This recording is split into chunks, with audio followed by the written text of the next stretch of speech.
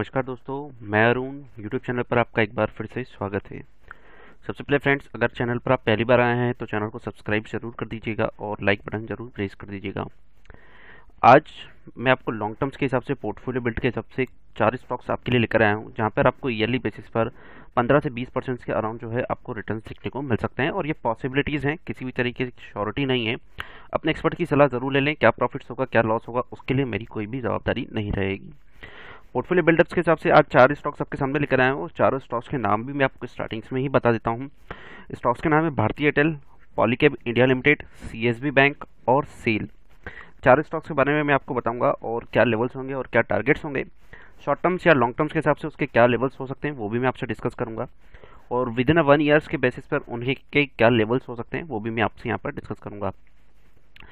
आप अपने हिसाब से जो भी स्टॉक्स देखना चाहें या भी अपने पोर्टफोलियो को बिल्ड करना चाहें तो उस हिसाब से अपने पोर्टफोलियो को बिल्ड कर सकते हैं। आता हूँ सबसे पहले स्टॉक्स पर, और सबसे पहले स्टॉक्स है हमारा भारतीय एयरटेल लिमिटेड का। और भारतीय एयरटेल लिमिटेड के बारे में आता हूँ सबसे पहले मनी कंट्रोल पर। लास्ट ट्रेडेड प्राइस था हमारा 586.25 का भारतीय एयरटेल्स का। और यहाँ पर आप देखते हैं अगर हाईएस्ट और डे का री और लो देखते हैं तो डे का हाई बना है 597.85 का, डे का लो है 584.60 का। अब इसके मोमेंटम्स पर आते हैं और जहाँ पर हम इसके टेक्निकल्स रेटिंग्स के बारे में देखेंगे। इस स्टॉक्स को सिलेक्ट करने का मेरा पर्पस है कि स्टॉक्स में अगर ब्रेकआउट आता है तो ये स्टॉक्स आपको अच्छा खासा मोमेंटम्स प्रोवाइड कर देगा। यहाँ पर हम देखेंगे इसके टेक्निकल्स रेटिंग्स के हिसाब से इसमें क्या मोमेंटम हमें देखने को मिलते हैं। उसके बाद हम इसके मूविंग एवरेज के बारे में डिस्कस करेंगे। डेली बेसिस पर आते हैं। डेली बेसिस पर स्टॉक्स में आपको बाय पोजीशंस देखने को मिल रहा है, वहीं वीकली बेसिस पर स्टॉक्स में आपको स्ट्रॉन्ग बाय पोजीशंस देखने को मिल रहा है। मंथली बेसिस पर आता हूँ। मंथली बेसिस पर भी अगर आप देखते हैं तो यहाँ पर आपको स्ट्रॉन्ग बाय ही पोजीशंस देखने को मिलता है। अब आते हैं इसके मूविंग एवरेज के बारे में डिस्कस करने के। और 5 डेज का अगर मूविंग एवरेज देखते हैं आप तो 594.16 मिलता है। 10 डेज का मूविंग एवरेज अगर आप देखते हैं तो 593.98 का आपको देखने को मिलता है। इसके नीचे आप जाऊंगा नहीं क्योंकि मैं स्टॉप लॉस के बारे में भी थोड़ा स्ट्रिक्ट हूँ, और इस बार जो आपको लूंगा वो स्टॉप लॉस भी आपको थोड़ा दूर वाला दूंगा। तो 20 डेज का मूविंग एवरेज अगर आप देखते हैं तो 587.61 रहेगा। और आगे की ओर हम आएंगे और उसके बाद स्टॉक्स में देखेंगे स्टॉक्स के वैल्यूएशंस वगैरह कैसे हैं, और इसकी होल्डिंग्स पैटर्न्स वगैरह के बारे में भी हम देखेंगे स्टॉक्स के क्या हमें देखने को मिलते हैं। उसके बाद मैं स्टॉक्स के रिटर्न्स के बारे में डिस्कस करूंगा कि स्टॉक्स के रिटर्न्स कैसे रहे हैं 1 वीक 1 मंथ और मंथली बेसिस पर स्टॉक्स में हमें कितने क्या रिटर्न्स प्रोवाइड किए गए हैं। आगे क्या आते हैं और इसके होल्डिंग्स पैटर्न्स के बारे में पहले डिस्कस करना चाहूंगा कि प्रमोटर्स के बाद इसकी होल्डिंग्स कितनी है। तो करंटली अभी प्रमोटर्स के बाद 56.23% की जो है अभी प्रमोटर्स के बाद इसकी होल्डिंग्स रखी हुई है। वहीं आते हैं यहाँ पर एफआईएस के बारे में, और एफआईएस के बारे में बात करूँ तो 17.75 के अराउंड यहाँ पर आपको होल्डिंग्स यहाँ पर पैटर्न्स देखने को मिलता है। वहीं डीआईएस मतलब डोमेस्टिक इन्वेस्टर के बारे में बात करूं तो यहाँ पर आपका 21.78% के अराउंड यहाँ पर देखने को मिलता है, जो कि होल्डिंग पैटर्न है। अब आगे की ओर आते हैं और पब्लिक सेक्टर्स के पास देखते हैं कि पब्लिक के पास कितना शेयर्स यहाँ पर रखा हुआ है। तो यहाँ पर आप देखेंगे कि नॉमिनल परसेंटेज है 4.18% का पब्लिक के पास जो है यहाँ पर आपको देखने को मिल रहा है। आगे की ओर आएंगे और यहाँ पर अगर आप देखते हैं तो अदर्स जो रहते हैं वो बाकी का नॉमिनल अमाउंट्स वो दिख भी नहीं रहा है हमें यहाँ पर। तो यहाँ पर 4.18% का जो है आपको यहाँ पर पब्लिक सेक्टर का दिखेगा, और 0.06% जो है वो अदर्स के बिहाफ पे जा रहा है। आगे क्या लेकर आएंगे स्टॉक्स में पीएस के बेसिस पर हम कंपैरिजंस भी देखेंगे कि कितना क्या रहता है। तो वहाँ पर अगर आप देखते हैं कि मैं यहाँ पर सिर्फ वोडाफोन आइडिया से ही यहाँ पर इसका कंपैरिजन करूंगा। प्राइस के मूवमेंट्स के बारे में बात करूं तो 586.25 हमारा प्राइस करंटली चल रहा है। वोडाफोन आइडिया का 12.50 के अराउंड चल रहा है। परसेंटेज चेंज के बारे में बात करूं तो 1.98% का चेंज हुआ है। यहाँ पर आप देखते हैं 3% का आपको यहाँ पर डाउनफॉल देखने को मिला है। मार्केट कैपिटलाइजेशन के बारे में बात करूं तो 3,19,832 करोड़ का आपको यहाँ पर मार्केट कैपिटलाइजेशन आपको देखने को मिलता है। वहीं वोडाफोन आइडिया का देखें तो यहाँ पर स्मॉल मार्केट कैपिटलाइजेशन है 35,919 का। फिलहाल कंपनी सर्वाइव कर पा रही है और आगे भी सर्वाइव कर पाएगी, क्योंकि कंपनी के अभी कुछ प्लान जो हैं वो अच्छे खासे हमें देखने को मिलते हैं। Price to book value ratio से कंपेयर करते हैं तो 3.13 आपको भारतीय एयरटेल का मिलेगा, जो कि अभी चीपर लेवल पर आपको देखने को मिल रहा है। तो स्टॉक्स में आप अपनी पोजीशंस को क्रिएट कर सकते हैं। वोडाफोन आइडिया के बारे में बात करूं तो price to book value ratio के बारे में 6.07 का जो है आपको यहाँ पर price to book value ratio देखने को मिलता है। आरओई या फिर 1 ईयर्स परफॉर्मेंस और आगे डेप्ट इक्विटी रेशियोज के बारे में मैं आपसे डिस्कस करता हूं। तो करंट सेल्स जो अगर आप देखते हैं तो 87,539 का आपको सेल्स यहाँ पर देखने को मिलता है, जो कि भारतीय एयरटेल्स का है। और वहीं वोडाफोन आइडिया का देखें तो इसका आधा ही आपको यहाँ पर सेल्स देखने को मिलता है, 44,957 का आपको देखने को मिलता है। अब आते हैं मेनली डेब्ट to equity ratios. Normally performance पे अगर देखें तो 2:1 एक हमारा नॉर्मल रेशोज होता है, जहां पर एक अच्छा खासा रेशोज माना जाता है। भारतीय एयरटेल जहां पर देखते हो तो एक अच्छी खासी पोजीशंस पर आपको देखने को मिलता है 1.52 का यहाँ पर आपको रेशो देखने को मिलता है डेब्ट इक्विटी रेशोज में, जो कि 2 से कम है और एक अच्छा खासा रेशोज है। वहीं वोडाफोन आइडिया का अगर आप देखते हैं तो 16.11 आपको देखने को मिलता है, जो कि बहुत हायर लेवल पर है। इस बेसिस पर हम यहाँ पर ये भी देख सकते हैं कि वोडाफोन आइडिया का जो है आपका डेब्ट बहुत ज़्यादा है, जिस बेसिस पे कंपनी को थोड़ा सर्वाइव करने में प्रॉब्लम्स भी हो रहा है। अब आगे क्यों लेकर आऊंगा, और यहाँ पर मैं आपको टिकट स्टेज पर लेकर आऊंगा, जहां पर हम देखेंगे स्टॉक्स के आपको क्या रिटर्न्स देखने को मिलते हैं वीकली बेसिस पर, डेली बेसिस पर और मंथली बेसिस पर। उसके बाद स्टॉक्स में हम देखेंगे कि स्टॉक्स से कितने एनालिस्ट की यहाँ पर हमारे पास रिपोर्ट्स अवेलेबल है और उसमें कितने परसेंटेज स्टॉक्स को बाय रेटिंग्स रिकमेंडेशन दे रहे हैं। फ्रेंड्स, आज का वीडियो जो है थोड़ा लंबा जाने वाला है, क्योंकि मैं आपको 4 स्टॉक्स के बारे में बताऊंगा और 4 स्टॉक्स के बारे में थोड़ा एनालिसिस भी यहाँ पर आपको बताऊंगा। तो डेली बेसिस पर देखिए तो 1.98 का परसेंटेज आपको देखने को मिलता है चेंज में, जो कि आपको नेगेटिव रिटर्न्स यहाँ पर देखने को मिल रहे हैं। लेकिन वीकली बेसिस पर देखें तो वीकली बेसिस पर आपको नॉमिनल न्यूट्रल बेसिस पर आपको रिटर्न्स यहाँ पर मिले हैं। मंथली बेसिस पर आते हैं और उसके बाद हम देखेंगे कि ड्यू टू कोविड के कारण स्टॉक्स हमें कितना इंपैक्ट भी देखने को मिला है। मंथली बेसिस पर 1.11% का आपको यहाँ पर रिटर्न्स देखने को मिल रहा है, और वहीं ईयरली बेसिस पर अगर मैं आपसे बात करूँ तो ईयरली बेसिस पर स्टॉक्स ने हमें 3.76% का पॉजिटिव रिटर्न्स दिया है। स्टॉक्स की वॉलिटिलिटीज के बारे में बात करूंगा कि स्टॉक्स के वॉलिटिलिटीज कितना रहता है, और उसके बाद हम देखेंगे स्टॉक्स में आपको क्या मूवमेंट देखने को मिलते हैं। तो स्टॉक्स का वॉलिटिलिटीज है लो रिस्क पर 1.37x है, तो स्टॉक्स में आप अपनी पोजीशंस को इजीली मेंटेन कर सकते हैं। एंट्री पॉइंट ऑफ व्यू से बात करूं तो स्टॉक्स जो है अभी ओवरबॉट पोजीशंस पर नहीं है, क्योंकि अगर आप price to book value ratio देखेंगे तो as compare to Vodafone Idea आपको यहाँ पर चीपर लेवल पर ही देखने को मिल रहा है। फोरकास्ट पर आते हैं, यहाँ पर देखें 29 एनालिस्ट की रिपोर्ट्स हमारे पास अवेलेबल है। फ्रेंड्स, 29 एनालिस्ट में से 93% का ये मानना है कि स्टॉक्स में आप अभी भी अपनी पोजीशंस को क्रिएट कर सकते हैं।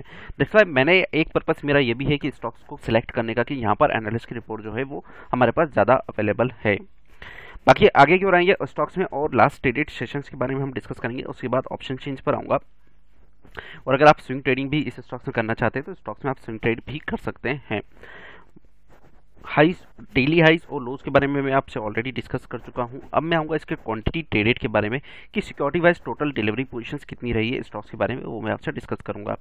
टोटल क्वांटिटी ट्रेडेड हुई है 1,56,11,939 की टोटल क्वांटिटी ट्रेडेड हुई है, और डिलीवरेबल क्वांटिटीज़ के बारे में बात करूँ तो 69,36,643 की डिलीवरेबल क्वांटिटीज़ आपको यहाँ पर देखने को मिलती है। वहीं अब परसेंटेज ऑफ डिलीवरीज के बारे में बात करूँ तो 44.43%, ऑलमोस्ट 50% के अराउंड जो है यहाँ पर आपको डिलीवरेबल क्वांटिटीज देखने को मिली है। मतलब स्टॉक्स में आपको डिलीवरी जो है वो दबाकर देखने को मिल रही है।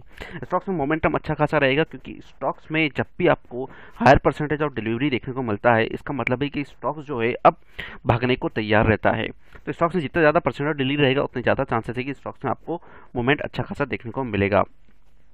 अब आऊँगा ऑप्शन चेंज पर, लेकिन ऑप्शन चेंज पर आने से पहले एक डिस्क्लोजर जरूर देना चाहूँगा फ्रेंड्स कि किसी भी तरीके से ऑप्शन चेंज पर ट्रेड ना करें, स्टॉक ऑप्शन पर ट्रेड ना करें, ना ही इंट्राडे लेवल पर ट्रेड करें। मैं यहाँ पर आपको दे रहा हूँ स्विंग ट्रेडिंग के हिसाब से कि आप अपने स्विंग ट्रेडिंग के हिसाब से ट्रेड कर सकते हैं, और दूसरा आप लॉन्ग टर्म्स के हिसाब से आप इसमें ट्रेड कर सकते हैं। वहीं अब आते हैं ऑप्शन चेंज पर, और किसी भी बेसिस पर मैं एक बार फिर से डिस्क्लोजर दे रहा हूँ कि ट्रेड करने से पहले अपने एक्सपर्ट्स की सलाह ज़रूर ले लें। और अब जो कि एनएससी की वेबसाइट्स नहीं हो चुकी है, और यहाँ पर आप अगर देखते हैं तो थोड़ा ध्यान से देखिएगा कि मैं आपको लॉट साइज के बारे में बता दूं कि सबसे पहले इस स्टॉक्स का लॉट साइज जो है 1851 का है, मतलब 1851 का आप उसमें मल्टीप्लिकेशंस करेंगे तो एक्चुअल ओपन इंटरेस्ट आपको देखने को मिलेगा। आगे की ओर डिस्कस करूंगा तो वो आपको देखने को मिलेगा कि ओपन इंटरेस्ट अब मैं लॉट साइज में ही बात करूंगा, उस बेसिस पे आप अपने अंडरस्टैंडिंग को थोड़ा मैचअप कर लें। वहीं कॉल ऑप्शंस के थ्रू हम देखेंगे स्टॉक्स में हमें कहाँ रेजिस्टेंस देखने को मिलेगा, पुट ऑप्शंस के थ्रू हमें कहाँ उस स्टॉक्स में सपोर्ट देखने को मिलेगा। एट द मनी की बात करूँ तो 586 मतलब 585 और 590 के बीच में हमारा एट द मनी रहेगा, जहाँ पर हम सबसे पहले कॉल ऑप्शंस को एनालाइज करेंगे, जहाँ पर हम देखेंगे कि कहाँ स्टॉक्स ऊपर की ओर रेजिस्टेंस लेगा, और अगर उसको ब्रेकआउट करता है तो कहाँ तक के उसके लेवल्स जो है आपको देखने को मिल सकते हैं। 580 और 590 के प्राइस पर लेकर आऊँगा। सबसे पहले यहाँ पर आप देखते हैं ओपन इंटरेस्ट आपको देखने को मिला 589 का लॉट है, ओपन इंटरेस्ट 589 का 789 का लॉट है, मल्टीप्लाई बाय लॉट साइज अगर आप करेंगे तो एक्चुअल ओपन इंटरेस्ट आपको देखने को मिलेगा। चेंज इन ओपन इंटरेस्ट अगर आप देखते हैं 205 के आपको आज नए कॉन्ट्रैक्ट्स देखने को मिलते हैं। वहीं ऊपर की ओर लेकर आऊंगा 600 के प्राइस पर, यहाँ पर आप देखते हैं तो एक रेजिस्टेंस आपको फेस करने को मिलता है जो कि 600 के लेवल पर है भारतीय एयरटेल पे। 5355 का यहाँ पर ओपन इंटरेस्ट बना हुआ। चेंज इन ओपन इंटरेस्ट अगर आप देखते हैं 607 का है, इसका मतलब एक हडल है जहाँ पर हमारा 600 पर हमारा बनता है।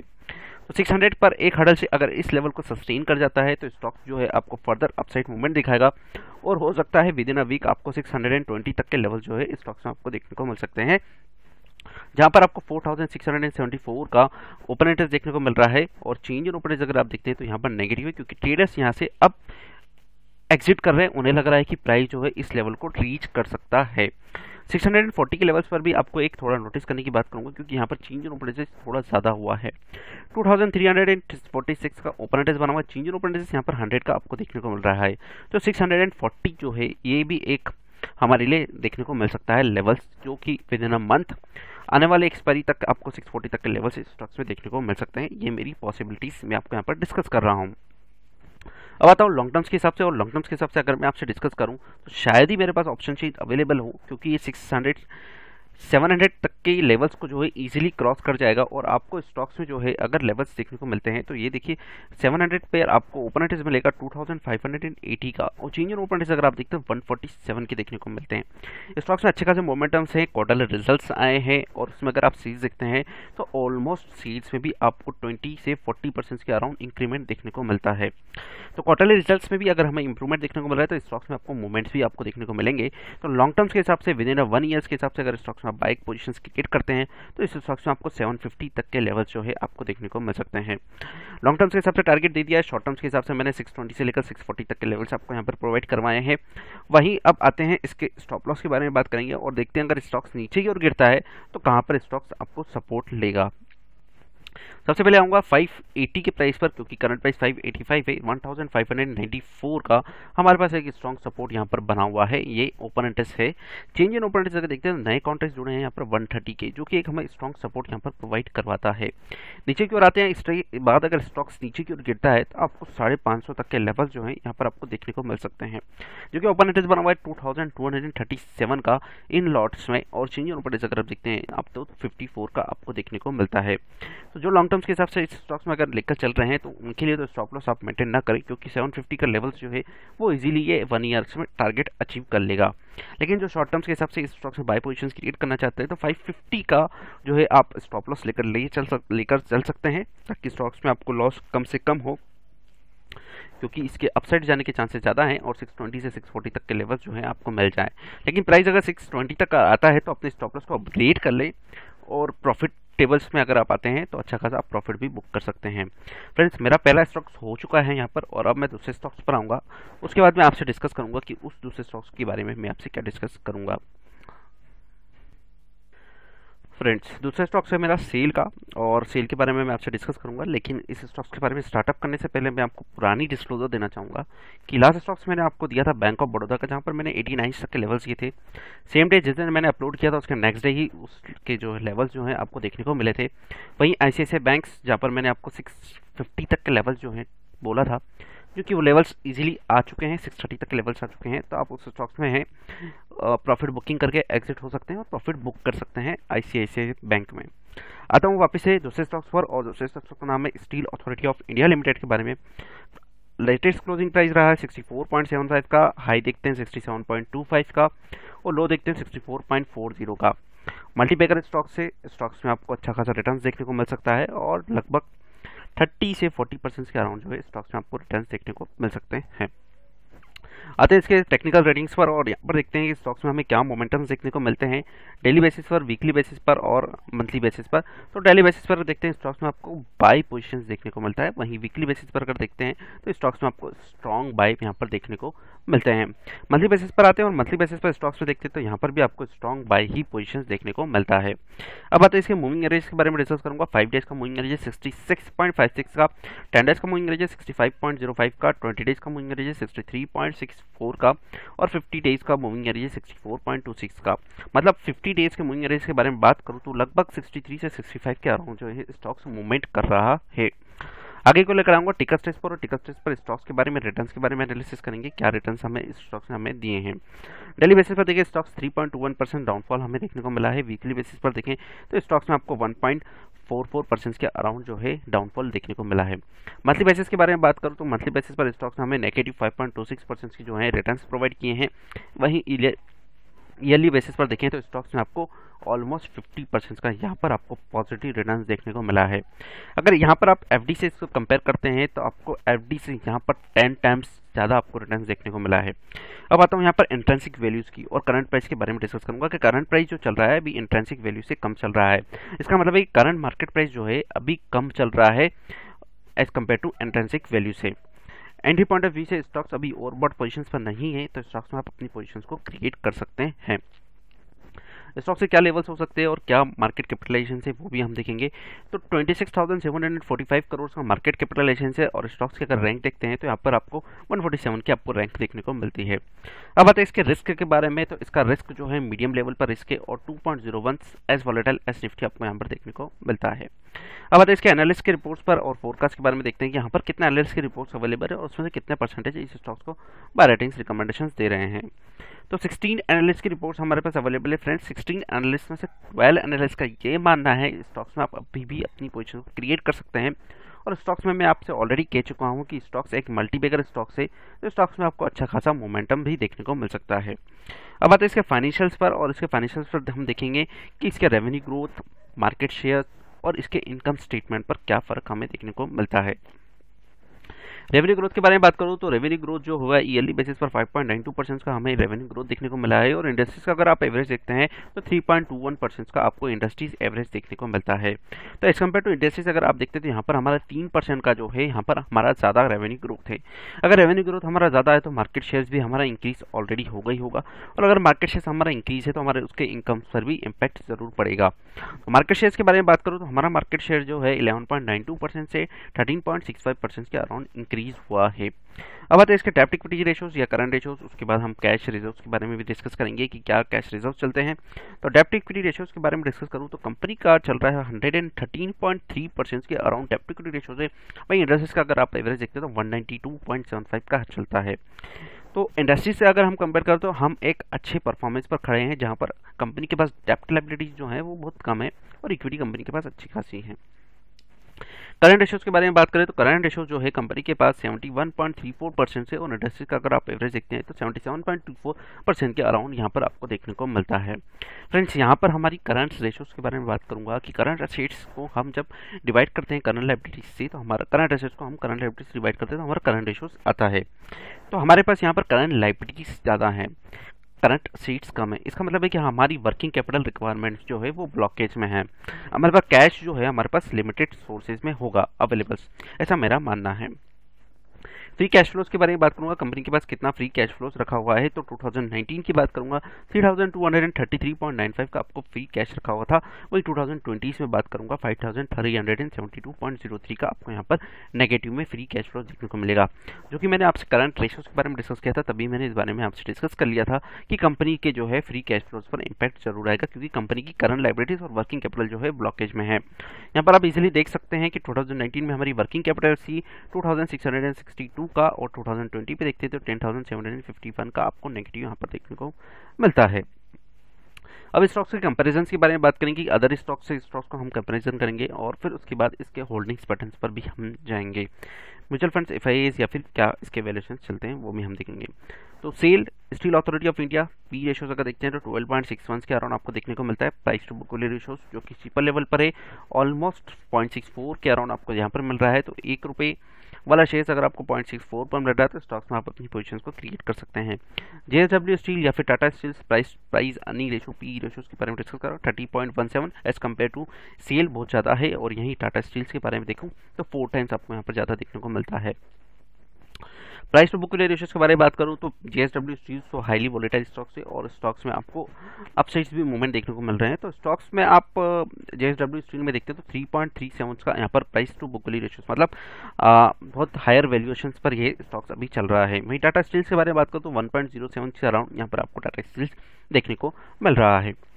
वही एज कम्पेयर टू अगर इसके बारे में बात करूँ तो स्टील्स आपको एक चीपर लेवल पर ट्रेड करने को मिल रहा है। वॉलेटिलिटी के बारे में बात करूंगा तो सीएल की वॉलेटिलिटी जो है वो as compare to other stocks यहाँ पर आपको ज़्यादा देखने को मिलेगी, क्योंकि 51.42% का यहाँ पर आपको वॉलेटिलिटी देखने को मिल रहा है। जेएसडब्ल्यू स्टील 36.33%, वहीं टाटा स्टील 38.86% के अराउंड यहाँ पर आपको देखने को मिल रहा है। फ्रेंड्स, अब इसके होल्डिंग्स पैटर्न्स पर आएंगे और इसके होल्डिंग्स पैटर्न पर देखेंगे कि लास्ट 6 मंथ 3 मंथ्स में प्रमोटर्स और म्यूचुअल फंड्स और एफआईआईज ने अपनी होल्डिंग्स को क्या करके रखा हुआ है। सबसे पहले प्रमोटर्स के बारे में बात करूं या म्यूचुअल फंड्स चाहे एफआईआईज, तीनों ने अपनी होल्डिंग्स को जो है वो कांस्टेंट करके रखा हुआ है और वो अभी भी इस स्टॉक्स में बने हुए हैं, क्योंकि उन्हें लग रहा है कि स्टॉक्स अभी भी आपको अच्छे खासे रिटर्न्स प्रोवाइड कर सकता है। लास्ट 6 मंथ में प्रमोटर्स, म्यूचुअल फंड्स, एफआईआईज तीनों ने अपनी होल्डिंग्स को जो है कांस्टेंट करके रखा हुआ है। अब आऊँगा एनएसई की वेबसाइट्स पर और एनएसई की वेबसाइट्स पर हम इसके ट्रेडिंग सेशंस के बारे में डिस्कस करेंगे। लास्ट ट्रेडिंग सेशंस में स्टॉक्स ने हमें क्या टोटल क्वांटिटी ट्रेडेड हुई थी, उसके बाद हम इसके ऑप्शन चेन पर आएंगे और उसके एनालिसिस के बारे में डिस्कस करेंगे और उसके बाद मैं आपको ईयरली बेसिस पर इसके टारगेट्स भी प्रोवाइड करवाऊंगा। सिक्योरिटी वाइज डिलीवरी पोजीशन के बारे में बात करूंगा। Steel authority of India limited में टोटल क्वांटिटी ट्रेडेड हुई थी 2,62,10,719 की, और टोटल डिलीवरेबल क्वांटिटी अगर देखते हैं तो यहाँ पर आपको 1,90,08,62 की आपको डिलीवरेबल क्वांटिटीज आपको देखने को मिलती है। परसेंटेज ऑफ डिलीवरीज के बारे में बात करूँ तो 38.50 का आपको यहाँ पर परसेंटेज ऑफ डिलीवरी देखने को मिलता है। तो फ्रेंड्स, जितना ज़्यादा परसेंटेज ऑफ डिलीवरी रहेगा उतने ज़्यादा चांसेस है कि स्टॉक्स में आपको अपसाइड मूवमेंट देखने को मिलेंगे। तो ये सेकेंड स्टॉक्स है जहाँ पर आपको डिलीवरी जो है वो अच्छी खासी देखने को मिल रही है और स्टॉक्स में अच्छी खासी दबा के माल उठाया जा रहा है। अब आऊँगा ऑप्शन चेन पर, और ऑप्शन चेन पर आने से वापस से एक बार डिस्क्लोजर देना चाहूँगा, किसी भी बेसिस पर यहाँ पर मैं लॉस के लिए जिम्मेदार नहीं हूँ और यहाँ पर स्टॉक ऑप्शंस पर ट्रेड करने की सलाह नहीं देता हूँ, ना ही इंट्राडे लेवल पर ट्रेड करने की सलाह देता हूँ। पोजिशनल बेसिस पर ट्रेड करने के लिए कहता हूँ और पोजिशनल बेसिस पर ही उसके टारगेट्स प्रोवाइड करवाता हूँ। एट द मनी हमारा रहेगा 64 मतलब 65 से 66 के अराउंड, या फिर हमारा एट द मनी जो रहेगा वो देखेंगे। कॉल ऑप्शंस के थ्रू हम रजिस्ट्रेशन फाइंड करने की कोशिश करेंगे और पुट ऑप्शंस के थ्रू हम इसमें सपोर्ट फाइंड करने की कोशिश करेंगे। आता हूँ इसके पहले लेकिन लॉट साइज के बारे में मैं आपसे डिस्कस कर दूँ कि लॉट साइज जो है इसका 19,000 का है।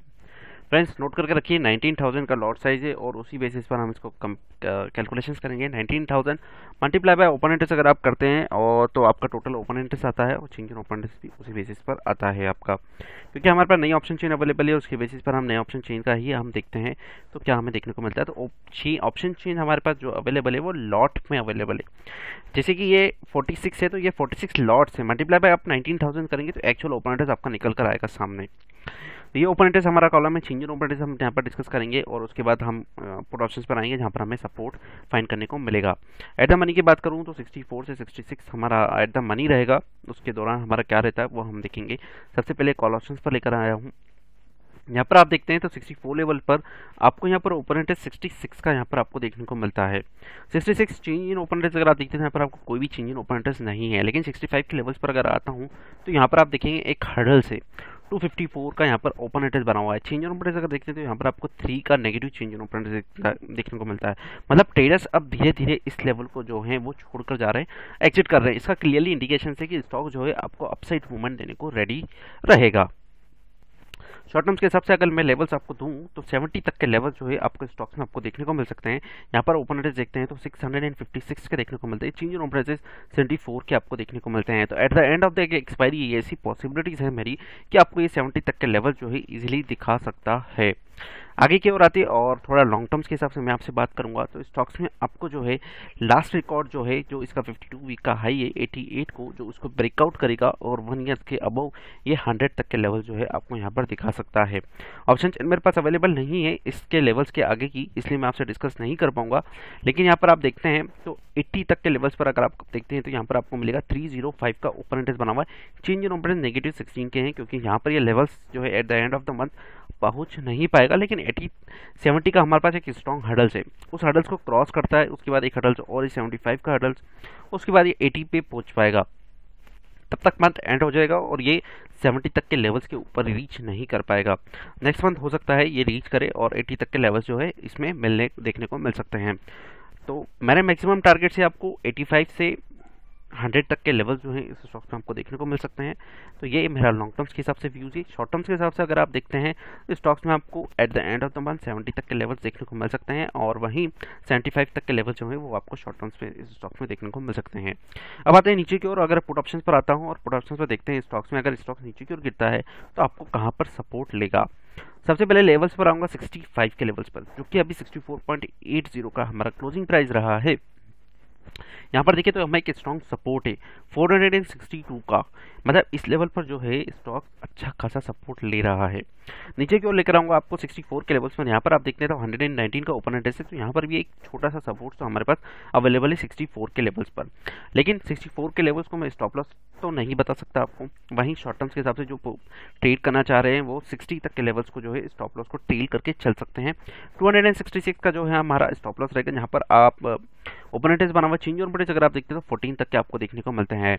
इसका क्लियरली इंडिकेशन है, और देखते हैं कि ट्रेडर्स जो है यहाँ से भी एग्जिट कर रहे हैं। उन्हें लग रहा है कि 60 जो है इसके अबव ही जो है at the end of the month इसकी क्लोजिंग रहेगी। तो हमारे पास दो लेवल्स मिल चुके हैं। पहला लेवल 60 का जो कि हमारे पास स्टॉप लॉस रहेगा, अपर की ओर जाते हैं तो हमारे पास 70 से 75 तक के लेवल जो हैं इस मंथ के एंड तक आपको देखने को मिल सकते हैं। पॉसिबिलिटीज है मेरे कि 70 के अबव जाने के चांसेस नहीं है। तो स्टॉक्स में अगर आप शॉर्ट टर्म्स के हिसाब से पोजीशंस बनाते हैं 70 तक के लेवल्स को आप लेकर चल सकते हैं और अपनी पोजीशंस को बना सकते हैं। 1 ईयर्स के बारे में, जो कि मैंने आपसे पहले ही कहा था वीडियो के स्टार्ट में कि मैं आपको पोर्टफोलियो बिल्ड के हिसाब से मैं 4 स्टॉक्स आपको बताऊंगा जिसमें आप अच्छे खासे लेवल्स जो हैं देखने को मिल सकते हैं। तो यहाँ पर इसके जो लॉन्ग टर्म्स के हिसाब से 85 से लेकर 100 तक के लेवल जो मैंने आपको दिए हैं, जो कि क्रॉस कर सकता है। मीडियम लेवल पर रेंज मैंने आपको दिया है 85 से, हाई लेवल्स पर दिया है मैंने आपको 100 तक के लेवल से स्टॉक्स में दिए हैं। फ्रेंड्स, अब आऊँगा तीसरे स्टॉक्स पर, और तीसरे स्टॉक्स के बारे में मैं आपसे डिस्कस करूँगा। CSB बैंक के बारे में मैं आपसे यहाँ पर डिस्कस करने जा रहा हूँ। फ्रेंड्स, वापस मैं आपको मनी कंट्रोल पर लेकर आया हूँ, और क्योंकि इस स्टॉक्स पर हमारे पास ऑप्शन चेंज अवेलेबल नहीं है, तो मैं आपको मनी कंट्रोल्स और टिकट टेस्ट पर जो और NSE की वेबसाइट पर हमारे पास डेटा अवेलेबल है, मैं उसी डेटा के हिसाब से आपको लेवल्स दूंगा और प्रोवाइड करवाऊंगा कि इसके क्या लेवल्स हो सकते हैं। शॉर्ट टर्म्स के हिसाब से इस स्टॉक्स में आपको कोई भी लेवल्स रिकमेंडेशंस नहीं करूंगा। लॉन्ग टर्म्स के हिसाब से ही स्टॉक्स में आपको लेवल्स प्रोवाइड करवाऊंगा। तो CSB बैंक के बारे में बात करेंगे और डेज के हाई और लोस के बारे में डिस्कस करूंगा। तो डेज का लो अगर देखते हैं 219 का आपको देखने को मिलता है, और डे का हाई देखते हैं 226 के अराउंड आपको देखने को मिलता है।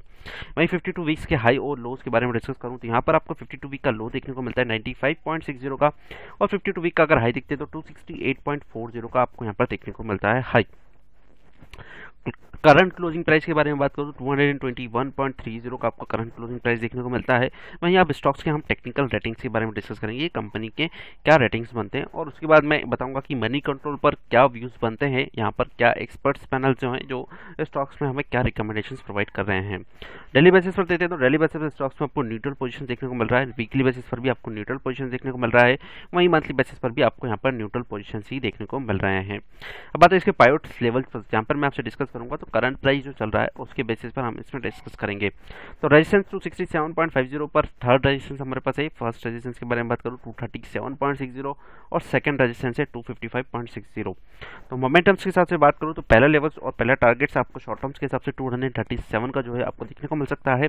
स्टॉप लॉस के बारे में बात करूँ तो 207.70 का आप स्टॉप लॉस यहाँ पर टेल करके चल सकते हैं। मूविंग एवरेज के बारे में बात करूँ तो 5 डेज का मूविंग एवरेज है 228.15, 10 डेज का मूविंग एवरेज है 208.18, और उसके बाद वाले हमारे पास मूविंग एवरेजेस अवेलेबल्स नहीं हैं। नीचे की ओर आएंगे स्टॉक्स और इसके होल्डिंग्स पैटर्न्स के बारे में डिस्कस करूंगा, और यहाँ पर अगर आप देखते हैं तो फोरम्स क्या बोलती है, 100% इस स्टॉक्स में हमें बाई पोजिशन देखने को मिलता है। अब इसके होल्डिंग्स पैटर्न्स के बारे में डिस्कस करूंगा कि क्या होल्डिंग्स पैटर्न्स है। तो प्रमोटर्स के पास जिसकी होल्डिंग जो है, इस बैंक के बारे में मैं आपसे बात करूँ कि ये बैंक जो है 100 साल पुराना बैंक है, तो इस बैंक पर आप इजीली ट्रस्ट कर सकते हैं, आपका पैसा डूबेगा नहीं, स्टॉक्स में आपको रिटर्न्स मिलेगा ही मिलेगा, ये श्योरिटी है मेरी। बाकी आपके ऊपर व्यूज करता है कि आप इस स्टॉक्स में कैसे ट्रेड करते हैं। तो प्रमोटर्स की होल्डिंग्स के बारे में बात करूँ तो 49.74% के अराउंड जो है यहाँ पर आपको होल्डिंग्स देखने को मिलता है। FIS के बारे में बात करूँ तो 5.12% के अराउंड जो है यहाँ पर FIS की यहाँ पर होल्डिंग्स देखने को मिलती है।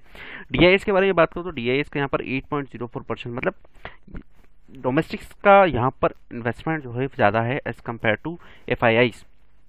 पब्लिक सेक्टर्स अंडरटेकिंग्स हैं बैंक, और आपको यहाँ पर देखते हैं होल्डिंग्स आपको 34.21% के अराउंड यहाँ पर आपको देखने को मिलती है। तो इसका जो है मैक्सिमम प्रॉफिट जो है आपको पब्लिक्स को देखने को मिलता है। तो एक शेयर होल्डर्स इस स्टॉक्स में अपनी पोजीशन को बना सकता है और प्रॉफिट अर्न कर सकता है अच्छा खासा। अदर्स के बारे में बात करूँ तो जो अदर्स होते हैं और 2.89% के अराउंड जो है उनकी होल्डिंग्स यहाँ पर आपको देखने को मिलती है।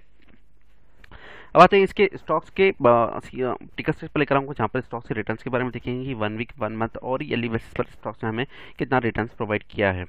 स्टॉक्स ओवरबॉट पोजीशंस पर नहीं है, तो स्टॉक्स में आप अपनी पोजीशंस को क्रिएट कर सकते हैं। वहीं अब आते हैं स्टॉक्स के 1 डे बेसिस पर रिटर्न्स के बारे में, तो 1.49% का आपको यहाँ पर रिटर्न्स देखने को मिल रहा है। वीकली बेसिस पर देखिए तो वीकली बेसिस पर स्टॉक्स में आपको 0.13% का जो है यहाँ पर आपको रिटर्न देखने को मिल रहे हैं।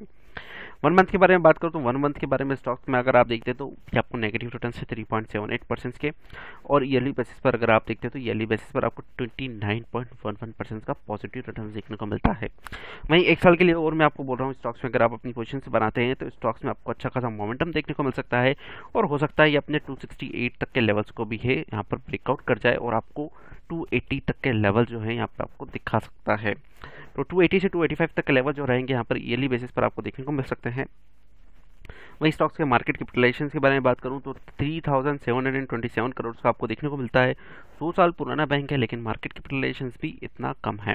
प्राइवेट बैंक्स में आता है और 446 की इसकी रैंक आती है। स्टॉक्स की वॉलेटिलिटीज के बारे में बात करूं तो स्टॉक्स में इतना खासा वॉलेटाइल्स भी नहीं है। अब आता है इसका फोरकास्ट के बारे में और एनालिस्ट के बारे में देखते हैं कि टिकट पर कितना एनालिस्ट की रिपोर्ट्स अवेलेबल है, जिसमें से स्टॉक्स को कितने इस रिकमेंडेशन देते हैं। तो एक ही एनालिस्ट की रिपोर्ट्स हमारे पास अवेलेबल है, उस एक एनालिस्ट में से भी उसका मानना है कि स्टॉक्स में आप अपनी पोजीशन को क्रिएट कर सकते हैं। और इसके फाइनेंशियल्स के बारे में और इसके रेवेन्यू ग्रोथ, मार्केट शेयर्स और इनकम स्टेट के बारे में थोड़ा हम जानने की कोशिश करेंगे। रेवेन्यू ग्रोथ के बारे में बात करूं तो रेवेन्यू ग्रोथ जो है यहाँ पर आपको डाउनफॉल देखने को मिला है, और यहाँ पर आप देखते हैं तो 0.7% से, और इंडस्ट्री का अगर एवरेज देखते हैं तो यहाँ पर आपको 15.99% के अराउंड देखने को मिलता है। तो ऑलमोस्ट हमारा यहाँ पर रेवेन्यू में ग्रोथ हुआ ही नहीं है। तो रेवेन्यू में ग्रोथ नहीं हुआ तो मार्केट शेयर्स में भी हमारा ग्रोथ नहीं हुआ होगा, मार्केट शेयर्स में ग्रोथ नहीं हुआ तो हमारे इनकम स्टेटमेंट में भी उसका फर्क पड़ेगा। लेकिन क्वार्टरली परफॉर्मेंस, इंटच परफॉर्मेंस, इस स्टॉक्स का क्वार्टरली रिजल्ट अच्छे आए हैं, इसलिए स्टॉक्स में आपको अच्छे रिटर्न्स देखने को मिल सकते हैं। बाकी हम एनआईसी की वेबसाइट पर आएंगे तब मैं आपको इसके डिलीवरी रिपोर्ट्स के बारे में भी डिस्कस करूंगा कि इसके क्या डिलीवरी रिपोर्ट्स रहे हैं। अगर वो ज़्यादा रहते हैं तो उसमें चांसेस बनते हैं कि हमारे क्या लेवल्स इसमें देखने को मिल सकते हैं। Market shares over the last 5 year market share जो है वो डिक्रीज हुआ है 0.58% से लेकर 0.2628% के अराउंड जो है यहाँ पर आपको देखने को मिला है। आगे की ओर लेकर आएंगे स्टॉक्स में हम देखेंगे डेब्ट इक्विटी रेशोज, करंट रेशोज हमारे क्या चल रहे हैं, उसके बाद कंपनी के फ्री कैश रिजर्व्स कैसे हैं। लास्ट 5 ईयर्स के बारे में बात करूँ तो करंट रेशो जो है 6.76% का है, और इंडस्ट्रीज का अगर एवरेज देखते हैं तो 11.12% का आपको यहाँ पर देखने को मिलता है। तो जैसा कि मार्केट शेयर्स या रेवेन्यू ग्रोथ में हमें डाउनफॉल देखने को मिला, वहीं मार्केट करंट रेशोज भी हमारा डाउनफॉल है, तो इसका क्लियरली इंडिकेशन से वर्किंग कैपिटल भी हमें ब्लॉकेज देखने को मिलेगा, फ्री कैश फ्लोज है वो भी हमें नेगेटिव देखने को मिल सकते हैं। करंट रेशोस एक बार फिर से बताऊंगा, करंट असेट्स को हम जब डिवाइड करते हैं करंट लायबिलिटीज से तो हमारा करंट रेशोस आता है। नॉर्मल आइडियल रेशोस हमारा होता है 1:1 के बेसिस पर, यहाँ पर हमारा जो है लायबिलिटीज जो ज़्यादा है एज कम्पेयर टू इंडस्ट्रीज। आते हैं इसके फ्री कैश फ्लोज के बारे में डिस्कस करूंगा, जहाँ पर मैं आपसे बात करूंगा कि इसके क्या कैश फ्लोज हो सकते हैं और क्या रहे हैं। फ्री कैश फ्लोज 2019 के बारे में बात करूँ तो जो कि मैंने आपसे ऑलरेडी कहा था, और वर्किंग कैपिटल 927.68 का नेगेटिव। वहीं देखते 2020 में भी आपको ब्लॉकेज ही देखने को मिलेगा 811.59 करोड़ का। फ्री कैश फ्लोज के बारे में 915.89, क्योंकि हमारे पास स्टॉक से सब नेगेटिविटी देखने को मिली है, और 550 का जो कि हमारे पास थोड़ा इंप्रूवमेंट हुआ है यहाँ पर कैश में, इसलिए हमारे पास पॉजिटिविटी भी देखने को मिल रही है। होल्डिंग पैटर्न्स में आपसे यहाँ पर डिस्कस कर चुका हूँ, अब इसके हम वैल्यूएशंस के बारे में डिस्कस करेंगे और इसके वॉलेटिलिटीज के बारे में डिस्कस करेंगे as compare to other stocks. CSB Bank private sector bank के पी रेशोज बहुत हाई ऊपर देखने को मिलता है 221.47, लेकिन price to book value ratios अगर आप देखते हैं तो 1.95 के अराउंड ही आपको यहाँ पर देखने को मिलता है, जो कि एक चीपर लेवल पर अवेलेबल है as compare to other stocks. IGFC bank अगर आप देखते हैं, ICICI बैंक देखते हैं या फिर कोटक महिंद्रा बैंक देखते हैं, तो price to book value ratios जो है आपको बहुत सस्ते लेवल पर आपको देखने को मिल रहा है। अब इसके वॉलेटिलिटीज के बारे में डिस्कस करूंगा कि इसका वॉलेटिलिटी कितना रहता है। तो सीएसबी बैंक्स में अगर देखते हैं तो 41.76% का वॉलेटिलिटी देखने को मिलता है। HDFC बैंक 32.13%, ICICI बैंक 42.57 और Kotak Mahindra bank 34.73%। Almost ICICI bank के बराबर ही स्टॉक्स में आपको वॉलेटिलिटी देखने को मिलती है, तो स्टॉक्स में मोमेंटम भी अच्छा खासा है, ये हमें क्लियरली इंडिकेशंस यहाँ से देखने को मिल रहे हैं। अब आऊँगा एनएससी की वेबसाइट पर, और एनएससी की वेबसाइट पर स्टॉक्स के बारे में देखेंगे कि हमें क्या पोजीशंस देखने को मिली और लास्ट ट्रेडिंग के दौरान स्टॉक से कितनी डिलीवरी क्वांटिटीज उठाई गई है। मैंने इसके लेवल्स आपको ऑलरेडी दिखा चुका हूँ और ऑलरेडी बता चुका हूँ कि इसका लॉन्ग टर्म्स के हिसाब से टारगेट्स क्या हो सकते हैं, शॉर्ट टर्म्स के हिसाब से टारगेट क्या हो सकते हैं। 237 का हमारा शॉर्ट टर्म्स का टारगेट है। लॉन्ग टर्म्स के हिसाब से अगर आप देखते हैं 268 के लेवल्स को ये ब्रेकआउट करके 280 तक के लेवल जो है स्टॉक्स में आपको देखने को मिलते हैं। टोटल क्वांटिटी ट्रेडेड के बारे में बात करूँ तो 3,02,171 का टोटल क्वांटिटी ट्रेडेड हुआ है। डिलीवरेबल क्वांटिटीज के बारे में बात करूँ तो 1,12,130 के जो है आपको डिलीवरेबल क्वांटिटीज देखने को मिलते हैं। परसेंटेज ऑफ डिलीवरीज के बारे में बात करूँ तो 37.11% ऑफ डिलीवरीज यहाँ पर आपको देखने को मिलता है। अभी तक मैं आपसे 3 स्टॉक्स बता चुका हूँ और तीनों स्टॉक्स अगर आप देखते हैं तो 35 से ऊपर के परसेंटेज ऑफ डिलीवरीज आपको देखने को मिले हैं। तो जितना ज़्यादा परसेंटेज ऑफ डिलीवरी रहेगा उतना ज़्यादा चांसेस है कि स्टॉक्स में आपको अच्छा खासा मूवमेंट देखने को मिल सकता है। नेक्स्ट स्टॉक्स जो कि मैं आपसे बात करूंगा वो है पॉलीकैब इंडिया लिमिटेड। उसके पहले मैं आपसे बात करूं कि मैं आपसे 3 स्टॉक्स अभी तक डिस्कस कर चुका हूं, भारतीय Airtel limited, steel authority of India limited और सीएसबी बैंक्स। तीनों स्टॉक्स से आप लॉन्ग टर्म्स के हिसाब से लेकर चलते हैं तो एटलीस्ट आपको 15 से 20% का रिटर्न जो है आपको यहाँ पर देखने को मिल सकता है। फ्रेंड्स, लास्ट स्टॉक्स आपके सामने लेकर आया हूँ और पॉलीकैब इंडिया लिमिटेड के बारे में डिस्कस करूंगा। हैवेल्स से अच्छा रिटर्न्स आपको स्टॉक्स देखने को मिलेगा और पोर्टफोलियो के हिसाब से बात करूं तो मैं आपको 4 अलग सेक्टर्स पर यहाँ पर लेकर आया हूँ जिसके हिसाब से आप पोर्टफोलियो अच्छा खासा बिल्ड कर सकते हैं। इन्वेस्टमेंट आप अपने हिसाब से डिसाइड कर सकते हैं और किस बेसिस पर आपको कौन से स्टॉक्स को खरीदना चाहिए। प्रायोरिटी बेसिस पर दूँ तो आपको भारतीय एयरटेल और सीएल को आप ज़्यादा क्वांटिटी प्रीफर करें, वहीं सीएसबी बैंक और पॉलीकैब्स में आप कम क्वांटिटी ट्रेड कर सकते हैं। पॉलीकैब्स पर आऊँगा, आप देखेंगे डे के हाई रेंज और लो रेंज के बारे में बात करूँ 1315 का हमारा डेली का लो रेंज रहा है और हाई अगर बात करूँ तो 1319 का आपको हाई देखने को मिलता है। 52 वीक का हाई के बारे में बात करो तो 570 का जो है 52 वीक का लो है आपको, और 52 वीक का हाई अगर देखते हैं 1340 का आपको देखने को मिलता है। क्योंकि ऑप्शन चेंज हमारे पास अवेलेबल नहीं है तो हम मनी कंट्रोल पर ही स्टॉक्स के बारे में थोड़ा एनालिसिस करेंगे, रेजिस्टेंस और सपोर्ट्स क्या रहे हैं उस बेसिस पर, क्योंकि चार्ट एनालिसिस मैं करता नहीं हूँ और चार्ट एनालिसिस के बारे में मैं डिस्कस नहीं करता हूँ। टेक्निकल रेटिंग्स पर आएंगे। सबसे पहले टेक्निकल रेटिंग्स पर देखेंगे स्टॉक्स में हमें क्या पोजीशन देखने को मिलता है। डेली बेसिस पर देखें स्टॉक्स में आपको स्ट्रॉन्ग बाई पोजीशन देखने को मिलता है। वीकली बेसिस पर देखें, वीकली बेसिस पर स्टॉक्स में आपको बाई पोजीशंस क्रिएट देखने को मिल रही है। वहीं मंथली बेसिस पर देखें तो मंथली बेसिस पर भी स्टॉक्स में आपको बाई पोजीशन देखने को मिलती है। ओवरऑल पोजीशंस को अगर कंसोलिडेट करूं तो आप स्टॉक्स में देखेंगे कि आपको स्टॉक्स में बाई पोजीशंस देखने को मिल रहा है। फ्रेंड्स, ध्यान देना, मैं वर्ड्स पर फोकस करता हूँ। आप अगर वर्ड्स पे देखें तो मैं कहाँ पर स्ट्रॉन्ग बाई बोलता हूँ, कहाँ पर बाई पोजीशंस बोलता हूँ, वो आप उसे रिकमेंड करें और बेसिस पर डिसीजन ले सकते हैं। इसका कंक्लूजन हमारा निकला है कि बाई पोजीशन हमारा यहाँ पर क्रिएट हो रहा है। मूविंग एवरेज के बारे में बात करूँ तो 5 डेज का मूविंग एवरेज है 1313.85 का, 10 डेज का मूविंग एवरेज है 1219 का, 10 डेज का मूविंग एवरेज है हमारे पास 1258 का, और 50 डेज का मूविंग एवरेज अगर आप देखते हैं तो 1151 का आपको यहाँ पर देखने को मिलता है। 100 डेज के मूविंग एवरेज के बारे में बात करूँ तो 1016 जो कि बहुत नीचे की ओर जाता है, जो कि हमारा लेवल्स भी नहीं हो सकता। अब आते हैं इसके पीवी पायोट लेवल्स के बारे में बात करेंगे। 1327 हमारा लेवल्स है, और पहला रेजिस्टेंस के बारे में बात करूँ तो 1340 का हमारा पहला लेवल्स रहेगा जो कि हमारा टारगेट्स रहेगा। सेकंड टारगेट 1352 का हमारा रहेगा और थर्ड टारगेट 1365 का हमारा रहेगा जो कि हमारे रेजिस्टेंस लेवल्स है। इन लेवल्स को अगर क्रॉस करता है तो फर्दर स्टॉक्स में आपको अच्छे खासे मोमेंटम देखने को मिलते हैं। स्टॉप लॉस के बारे में बात करूँ तो स्टॉप लॉस जो है आप यहाँ पर 1316 का आप स्टॉप लॉस टेल करके चल सकते हैं और स्टॉक्स में आप रिटर्न्स ले सकते हैं शॉर्ट टर्म्स के हिसाब से। अब इसके फोरम्स के बारे में और फोरम्स के बारे में डिस्कस करूँगा, क्या इसके फोरम्स कहते हैं। मतलब 100% स्टॉक्स में जो है स्टॉक्स में बाय रेटिंग्स रिकमेंडेशंस आपको देखने को मिल रही है as per the money control. यहाँ पर जो कहता है मैं वो आपसे डिस्कस कर रहा हूँ। स्टॉक्स के होल्डिंग्स पैटर्न्स के बारे में डिस्कस करूंगा कि प्रमोटर्स के पास जो होल्डिंग्स है ऑलमोस्ट 68% के अराउंड होल्डिंग है। तो मेजॉरिटी ऑफ द बेनिफिट्स किसके पास जा रहा है, यहाँ पर प्रमोटर्स के पास जा रहा है। फ्रेंड्स, यहाँ पर अगर majority of the portions promoters के पास जा रहा है, शेयर होल्डर्स के पास कितना पोर्शन जा रहा है, पब्लिक के पास कितना है, वो भी हमारे पास मायने रखता है। जबकि अगर आप एयरटेल्स में देखते हैं तो आपको एयरटेल्स में बहुत कम पोर्शन जो है शेयर होल्डर्स के पास है, पब्लिक सेक्टर्स के पास है, जो कि एक मायने रखता है। यहाँ पर एफआईएस के बारे में बात करूँ तो एफआईएस के पास 6.97% का यहाँ पर होल्डिंग्स पैटर्न्स रखा हुआ है, अच्छा खासा होल्डिंग्स रखा हुआ है एफआईएस ने। डीआईएस के बारे में बात करूँ तो 10.28% का यहाँ पर आपने डीआईएस ने अपनी होल्डिंग्स पैटर्न्स यहाँ पर लेकर रखा हुआ है। और वहीं पब्लिक्स के बारे में बात करूँ तो पब्लिक के पास जो होल्डिंग है 14.29% के अराउंड जो यहाँ पर आपको पब्लिक की होल्डिंग देखने को मिलती है। और अदर्स के बारे में डिस्कस करूँ तो अदर्स के पास 0.02% के अराउंड यहाँ पर आपको होल्डिंग्स देखने को मिलता है। अब आता हूँ टिकट स्टेज पर, और टिकट स्टेज पर स्टॉक्स के बारे में देखेंगे कि स्टॉक्स में आपको क्या रिटर्न्स देखने को मिले हैं डेली बेसिस पर, वीकली बेसिस पर, मंथली बेसिस पर और ईयरली बेसिस पर हमें क्या रिटर्न्स देखने को मिलते हैं।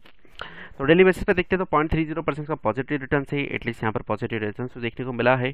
और वीकली बेसिस पर देखते हैं तो 1.68% की यहाँ पर आपको पॉजिटिव रिटर्न है। और मंथली बेसिस पर देखें तो मंथली बेसिस पर स्टॉक्स में आपको एक एफडी से ज़्यादा रिटर्न आपको देखने को मिल रहा है, जो कि 8.84% का आपको यहाँ पर रिटर्न है। ईयरली बेसिस पर एक्सपेक्ट करता हूँ कि वो भी पॉजिटिव रिटर्न ही आपको देखने को मिलेगा, और 23.26% का आपको यहाँ पर ईयरली बेसिस पर देखने को मिल रहा है। चारों स्टॉक्स मैंने आपसे डिस्कस करेंगे, और चारों स्टॉक्स में जो है आपको ईयरली बेसिस पर अगर रिटर्न देखते हैं तो ऑलमोस्ट 20% के ऊपर ही आपको स्टॉक्स में ट्रेड रिटर्न्स आपको देखने को मिल रहे हैं। पोजीशंस के बारे में बात करूं तो स्टॉक्स अभी ओवरबॉट पोजीशंस पर नहीं है, तो स्टॉक्स में आप अपनी पोजीशंस को क्रिएट कर सकते हैं इजीली बेसिस पर। अब आते हैं स्टॉक्स के मार्केट कैपिटलाइजेशन के बारे में बात करूंगा। माय फ्रेंड्स, मार्केट कैपिटलाइजेशन के बारे में बात करूं तो 19,813 करोड़ का यहाँ पर आपको मार्केट कैपिटलाइजेशन देखने को मिलता है।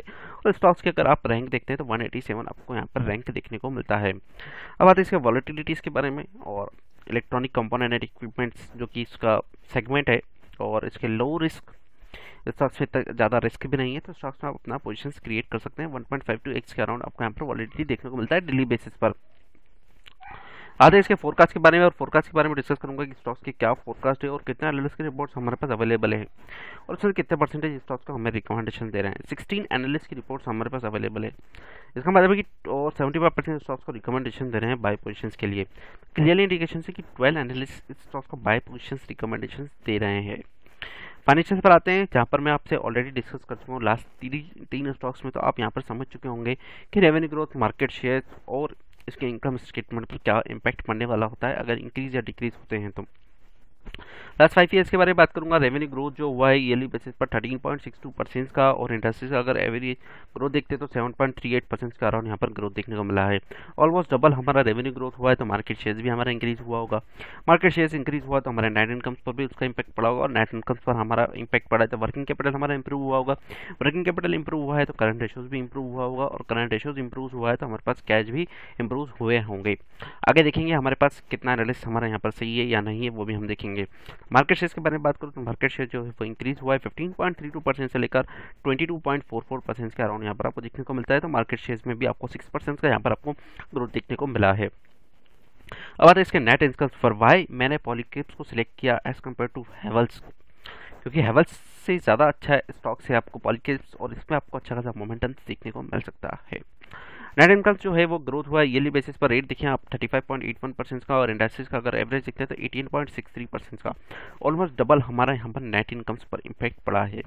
अब बैलेंस शीट के बारे में आएंगे। यहाँ पर डेब्ट इक्विटी रेशियोज, करंट रेशियोज जो कि मैंने आपसे डिस्कस किया है, और द लास्ट 5 ईयर्स डेब्ट इक्विटी रेशियोज यहाँ पर देखें इंप्रूवमेंट है। और अगर आप देखें 27.01%, और इंडस्ट्रीज का अगर एवरेज देखते हैं 28.01%।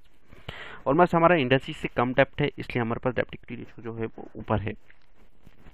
करंट रेशियोज के बारे में बात करें तो करंट रेशियो जो है हमारा करंट रेशियो है 155.74% का फ्रेंड्स। इंडस्ट्रीज का एवरेज देखते हैं तो 166.94% का यहाँ पर आपको एवरेज देखने को मिलता है। यहाँ पर हमारे लिए एक नेगेटिव पॉइंट देखने को मिला है कि करंट लायबिलिटीज जो है हमारे पास ज़्यादा है। तो इस बेसिस पर अगर हम देखें तो हमारे पास शायद वर्किंग कैपिटल का ब्लॉकेज हो सकता है, या फिर फ्री कैश फ्लो जो है हमारे पास कम हो। तो करंट रेशियोज में इंपैक्ट क्यों पड़ा, हो सकता है हमने शायद कैपिटल एक्सपेंडिचर ज़्यादा किया हो, या फिर कुछ अदर एक्सपेंसेस जो हों वो ज़्यादा किए गए हों। आगे की ओर आएंगे, और वर्किंग कैपिटल्स जो कि करंट रेशियोज के बेसिस पर डिसाइड होता है, तो वर्किंग कैपिटल्स आप देखते हैं तो यहाँ पर आपको नेगेटिव ही मिला है, क्योंकि हमारा करंट रेशियोज नेगेटिव था। लास्ट ईयर हमारा पॉजिटिव था। यहाँ पर आप 923.34 करोड़ का आपको हैवी वर्किंग कैपिटल देखने को मिल रहा है। फ्री कैश फ्लोज के बारे में मैंने आपसे कहा कि अगर क्योंकि करंट रेशियोज हमारा नेगेटिव है तो फ्री कैश फ्लोज भी आपको नेगेटिव ही देखने को मिलेगा। नॉमिनल बेसिस पर भाई 45.49 का आपको नेगेटिव फ्री कैश फ्लोज देखने को मिल रहा है, क्योंकि कंपनी के पास ऑपरेटिंग करने के लिए एक्सपेंसेस कंपनी के पास थोड़े कम हैं।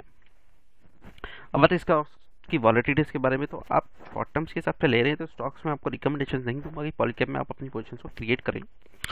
लॉन्ग टर्म्स के हिसाब से आपसे डिस्कस कर रहा हूँ, इसलिए पोर्टफोलियो बिल्डर्स के हिसाब से स्टॉक्स मैंने आपको रिकमेंडेशन दिए हैं, उसी बेसिस पर स्टॉक्स में आप अपनी पोजीशन को बना सकते हैं। पॉलीकैप्स के बारे में बात करूंगा। पी रेशियोज 25.39 के अराउंड चल रहा है। हेवल्स 97.15 हाईली वोलेटाइल स्टॉक्स और हाईली अपर वैल्यूएशन के स्टॉक्स को आप देखने को मिल रहे हैं। पीबी रेशोज देखते हैं तो 5.13% जो कि एक चीपर लेवल पर अवेलेबल है एज कम्पेयर टू इंडस्ट्रीज के एवरेज के। यहाँ पर अगर आप देखते हैं हेवल्स 16.57, लगभग 3 गुना ज़्यादा आपको पैसा देना पड़ेगा हेवल्स के लिए। वहीं पॉलीकेप्स में आपको जब रिटर्न अच्छा मिल रहा है तो आप पॉलीकेप्स में रिटर्न लेना चाहेंगे। आगे क्यों रहूँगा टेक्निकल रेटिंग्स के बारे में डिस्कस करूंगा। अगर आप पॉलीकेप्स में देखते हैं तो वॉलिडिटीज कितना है 34.31, ऑलमोस्ट इंडस्ट्रीज के एवरेज के बराबर आपको वॉलिडिटीज यहाँ पर देखने को मिल रहा है। क्योंकि हेवल्स में अगर आप देखते हैं 36.89%, वहीं ग्रेफाइट इंडिया लिमिटेड 52.14 और वी-गार्ड इंडस्ट्रीज में 29.65, तो ऑलमोस्ट सेम लेवल पर ही जो है वो वॉलिडिटीज आपको देखने को मिल रही है। स्टॉक से पोजिशन को क्रिएट कर सकते हैं। प्रोमोटर्स होल्डिंग्स या फिर म्यूचुअल फंड होल्डिंग्स के बारे में मैंने आपसे ऑलरेडी डिस्कस कर चुका हूँ। अब मैं आपसे एनएसई की वेबसाइट पर आऊँगा और यहाँ पर मैं आपसे डिस्कस करूँगा कि क्या इसके डिलीवरेबल पोजीशंस रहते हैं। उससे पहले मैं आपको इसके लॉन्ग टर्म्स के हिसाब से टारगेट सेट करवा दूं कि 1550 का जो है आपको यहाँ पर टारगेट्स देखने को मिल सकते हैं at the end of the year, और विद इन 1 ईयर्स में आपको 1550 तक के लेवल्स देखने को मिलेंगे और ऊपर तक के लेवल्स जो हैं इसमें देखने को मिल सकते हैं। क्योंकि ऑप्शन चेंज नहीं है इसलिए मैं आपको उसका वेरिफिकेशन नहीं दे पाऊंगा कि ये 1550 तक कैसे जाएगा, क्या इसके स्ट्रॉन्ग सपोर्ट है, क्या रेजिस्टेंस है। शॉर्ट टर्म्स के हिसाब से तो मैंने आपसे वो डिस्क्लोजर कर दिया है, लेकिन आगे की ओर क्या इसके लेवल्स, क्या 1550 के लेवल्स को क्रॉस करेगा या नहीं करेगा, at the end of the year हम इस बेसिस पर डिसाइड कर सकते हैं। या फिर जब इसके लेवल्स आएंगे मैं आपको इस बारे में अपडेट कर दूंगा 1550 का जो है वो लेवल्स आ चुका है। तो कमेंट बॉक्स में कमेंट करके ज़रूर बताइएगा कि अगर आप इसमें से कोई भी एक स्टॉक्स अगर आप लेना चाहते हैं तो मैं उस स्टॉक्स के बारे में आपको एग्जैक्ट लेवल्स भी बता दूंगा अगर आप कमेंट में मुझे कमेंट करके बताते हैं तो। अब आते हैं डिलीवरी वाइज पोजीशंस के बारे में, और अगर आप देखते हैं तो टोटल क्वांटिटी ट्रेडेड हुआ है 3,53,695 का, और डिलीवरेबल क्वांटिटीज देखते हैं तो 1,90,471 का आपको डिलीवरेबल क्वांटिटीज देखने को मिलता है। और परसेंटेज ऑफ डिलीवरीज के बारे में बात करूँ फ्रेंड्स यहाँ पर तो 53.85% ऑफ डिलीवरीज यहाँ पर आपको देखने को मिलता है। तो जितना ज़्यादा परसेंटेज ऑफ डिलीवरी रहेगा उतने ज़्यादा चांसेस हैं कि स्टॉक्स में आपको बाई पोजीशंस क्रिएट करने को मिलता है और स्टॉक्स में अच्छा खासा मोमेंटम्स भी आपको देखने को मिलता है। फ्रेंड्स 4 स्टॉक्स मैंने आपसे डिस्कस किए हैं। चारों स्टॉक्स में से आप किसी भी एक स्टॉक्स को भी अगर आप उठाते हैं तो आप देखते हैं 35% से अबव के यहाँ पर आपको परसेंटेज ऑफ डिलीवरीज देखने को मिलती है। इसका क्लियरली इंडिकेशन है कि चारों स्टॉक्स जो मैंने आपको बताए हैं उन चारों स्टॉक्स में आपको अच्छा खासा मोमेंटम्स देखने को मिल सकता है। पोर्टफोलियो बिल्डअप्स के हिसाब से स्टॉक्स में आप अपनी पोजीशंस को क्रिएट कर सकते हैं और अपना पोर्टफोलियो बना सकते हैं। फ्रेंड्स वीडियो अगर अच्छा लगा हो तो सब्सक्राइब ज़रूर कर दीजिएगा, अदरवाइज आप कमेंट बॉक्स में कमेंट करके मुझसे पूछ सकते हैं कि सर कौन से स्टॉक्स में हमें ज़्यादा रिटर्न मिल सकता है या कौन से स्टॉक्स में कम रिटर्न हमें देखने को मिल सकते हैं। क्योंकि भारतीय एयरटेल, पॉलीकैब, CSB या फिर सेल मैंने 4 अलग अलग सेक्टर से उठाए हैं। एक इलेक्ट्रिकल इक्विपमेंट से हैं, एक टेलीकम्युनिकेशन से, एक बैंकिंग सेक्टर से और एक स्टील सेक्टर से है। तो चारों सेक्टर्स मैंने आपसे अलग अलग सेक्टर्स हैं, मतलब metal sectors, banking sectors, electrical sectors और टेलीकम्युनिकेशन सेक्टर्स। 4 सेक्टर से 4 स्टॉक्स उठाए हैं जहाँ पर आप अपने पोर्टफोलियो को बिल्ड कर सकते हैं। तो फ्रेंड्स वीडियो अच्छा लगे तो लाइक और सब्सक्राइब जरूर करिएगा। Further stay safe, stay home, have a great day, thank you.